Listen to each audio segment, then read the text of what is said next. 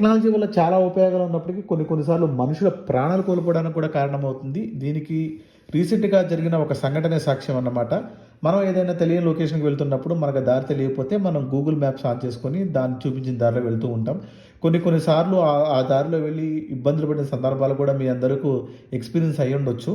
So, ఇటువంటి సంఘటన యూపీలో రీసెంట్‌గా జరిగింది. అంటే ఉత్తరప్రదేశ్‌లో జీపీఎస్ చూపించిన తప్పుడు దారిలో వెళ్లి ముగ్గురు ప్రాణాలు కోల్పోయారు. 2 ఏళ్ల క్రితం వరదలకు కొట్టుకుపోయిన వంతెనపై నుంచి గూగుల్ మ్యాప్స్ దారి చూపించడంతో కారు నదిలో పడిపోయింది. బరేలీ నుంచి బదావున్‌కు ముగ్గురు కారులో బయలుదేరారు.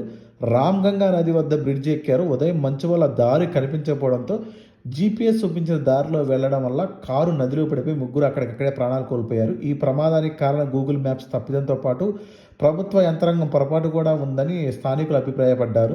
2022లో బ్రిడ్జి సగభాగం కొట్టుకుపోతే మిగతాది అదే వదిలేశారని, కనీసం బ్యారికేడ్ కూడా పెట్టలేదని, రోడ్డు క్లోజ్ చేయలేదని, దానికి ఎటువంటి రిపేర్ చేయలేదని చెప్పేసి అక్కడ స్థానికులు అభిప్రాయపడడం అయితే జరిగింది.